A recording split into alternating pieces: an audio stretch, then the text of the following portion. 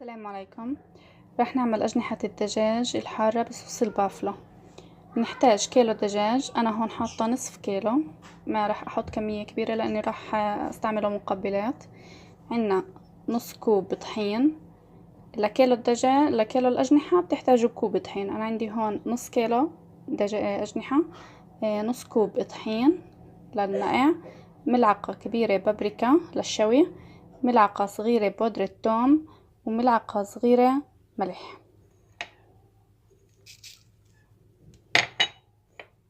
نحط عليها البهارات، تقدروا تحطوا فلفل إذا بدكم، البابريكا ممكن تكون حارة إذا انتوا بتحتاجوا، إذا عندكم صغار وصعب إنها تكون حارة بتقدروا إنكم ما تحطوا حارة وتحطوا بابريكا عادية.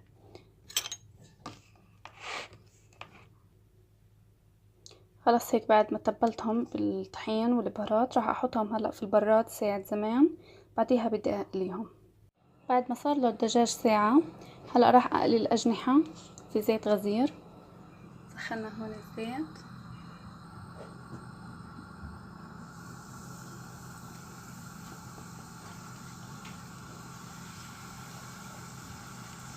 نحط قطع الأجنحة،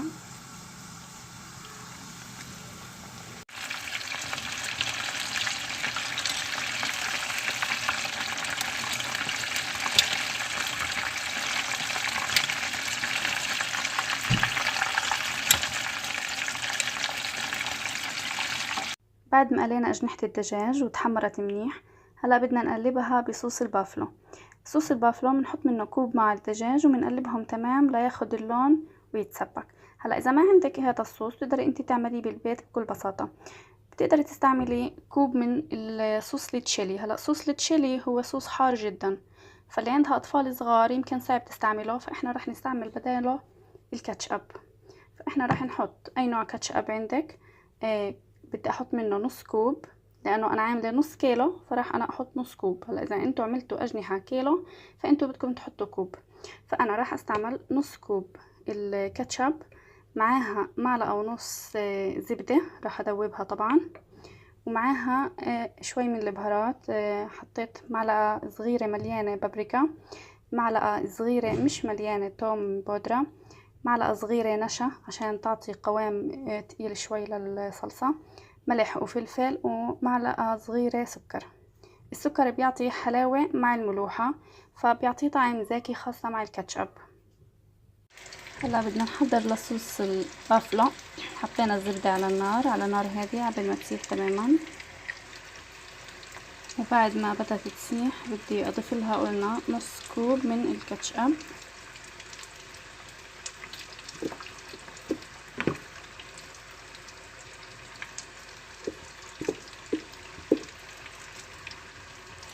بحرك.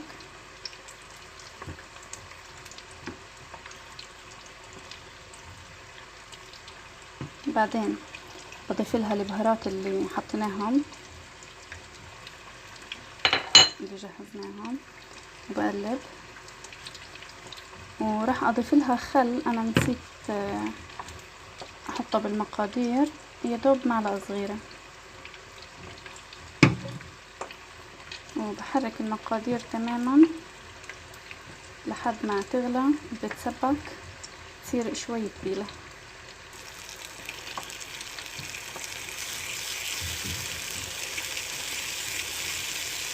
بعد ما غليت بوطي تحته بتركها تتسبك على نار هادية تقريبا 5 دقايق.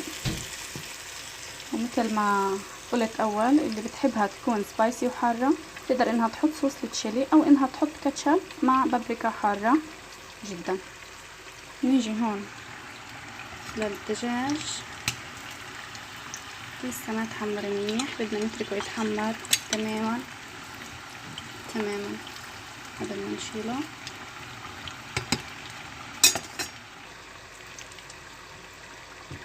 خلاص هيك صار تمام، شوفوا كيف قوامه.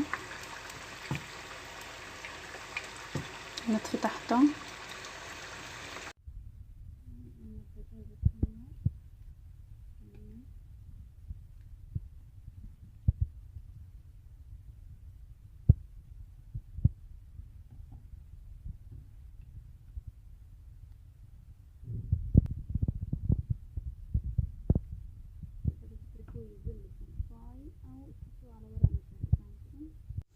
درت الصوص اللي عملناه اللي هو صوص البافلو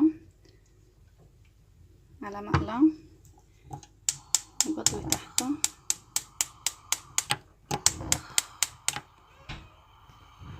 على عالي، وببلش اضيف قطع الدجاج واقلبهم حتى ياخدوا كل الصوص يلزق عليهم. هلا اذا انتوا لقيتوه شويه جامد ممكن تضيفوا انه ربع كوب مي او اقل شويه، معلقتين ميه تتقل معاهم، طبعا مع شويه نشا. بس انا لقيت انه مو بحاجه لانه انا معنيه انه يتحمر اكتر مع الصوص. يعني انا حطيت الصوص عليه وغمسته فيه منيح، بعديها بدي اتركه يتحمر على المقلة نفسها مع اللحم، يعني يتشرب الصوص وينشف عليه يتحمر عليه. بالمقابل تركت انا كم من حبة بدون صوص بس مقليات لحالهم عشان الاولاد الصغار حسب رغبتهم. خلاص هيك صار تمام، تحمر مش معنيين اكتر من هيك. نشيلهم ونحطهم بالطبق بجانب بطاطا مقلية. بالعافية.